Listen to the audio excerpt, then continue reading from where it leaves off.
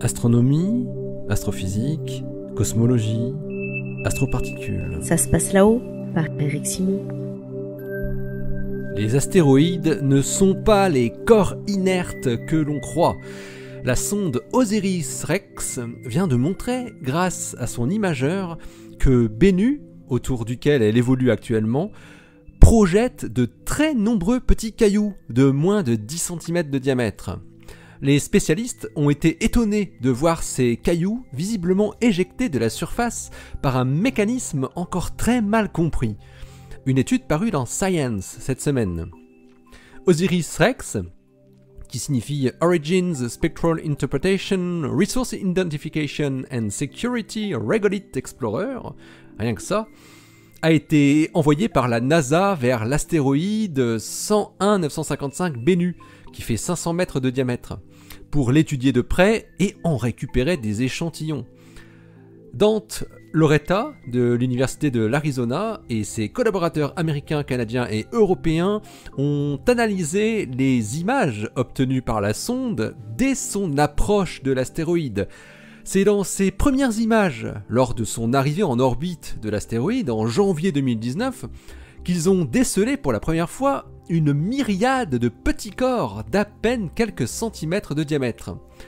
Intrigués, car n'ayant pas observé de perte de masse sous forme de poussière chez Bennu auparavant, les chercheurs les ont suivis dans le temps pour comprendre leur trajectoire et leur origine possible. Les images de la sonde indiquent en fait de multiples événements d'éjection discrets, avec des énergies différentes, résultant en des trajectoires différentes aussi. 3 grosses éjections ont pu être caractérisées par les chercheurs en direct. Le 6 janvier, près de 200 cailloux éjectés, le 19 janvier, puis le 11 février 2019. En analysant les images successives enregistrées par le système de navigation de OSIRIS-REx, la localisation d'origine, le timing de l'éjection, ainsi que la vitesse initiale d'éjection ont pu être caractérisés particule par particule, caillou par caillou. Ils ont aussi estimé la taille des petits corps en utilisant les caractéristiques d'albédo et de densité qui sont celles de Bennu. Les cailloux de diamètre inférieur à 10 cm sont éjectés de la surface de Bennu à une vitesse qui s'étale entre 0,05 et 3 mètres par seconde. En termes d'énergie, celle-ci s'étale entre 270 millijoules pour l'événement du 6 janvier et 8 millijoules pour celui du 11 février. Et les 3 événements d'éjection de cailloux observés en direct provenaient de 3 zones très éloignées sur la surface de l'astéroïde. Leur point commun est qu'ils ne montrent aucune différence notable avec le reste de la surface de Bennu. Bon, ils ont cependant un autre point commun, qui est qu'ils sont tous les 3 apparus en fin d'après-midi entre 15h et 18h du temps solaire local.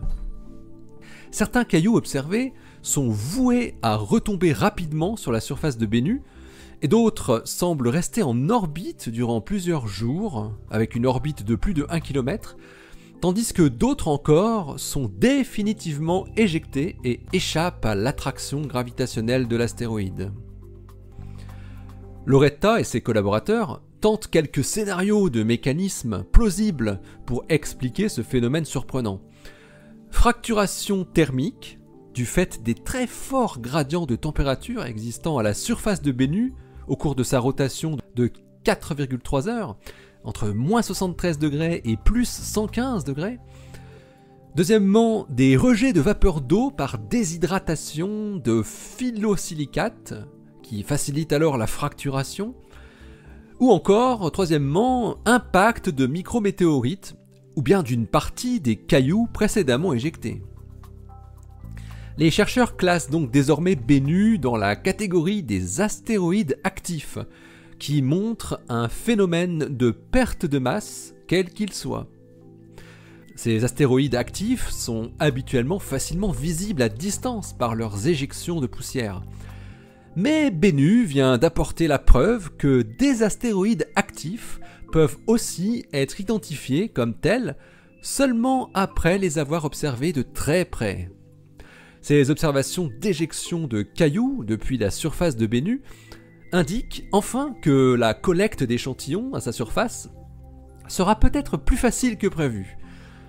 Celle-ci est programmée pour l'été 2020 avec un retour sur Terre en septembre 2023.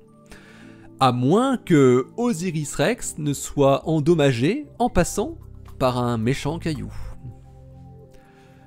L'article de Dante, Loretta et ses collaborateurs est paru dans Science, le volume 366, daté du 6 décembre 2019. Et il porte le titre « Episodes of Particle Ejection from the Surface of the Active Asteroid Bennu ». Allez, d'ici la prochaine, portez-vous bien, restez bien les yeux vers le ciel et les pieds sur terre. Salut!